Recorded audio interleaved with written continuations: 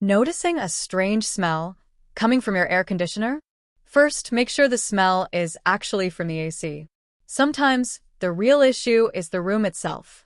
Carpets, damp walls, or upholstery can trap odors. And when the AC circulates air, it might seem like the unit is the problem. Try using a dehumidifier to remove excess moisture, cleaning carpets, and ventilating the room to remove smell. If the smell is definitely from the AC, here's what might be causing it. A musty or moldy odor usually means mold or mildew buildup inside the unit.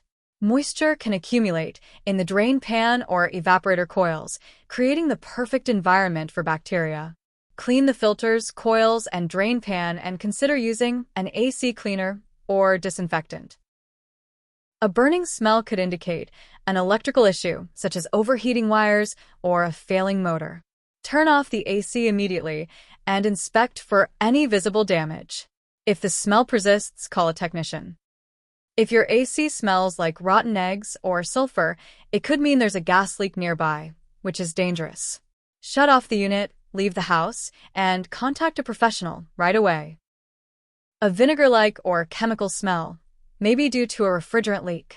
If you notice this, turn off the AC and call a technician, as refrigerant exposure can be harmful.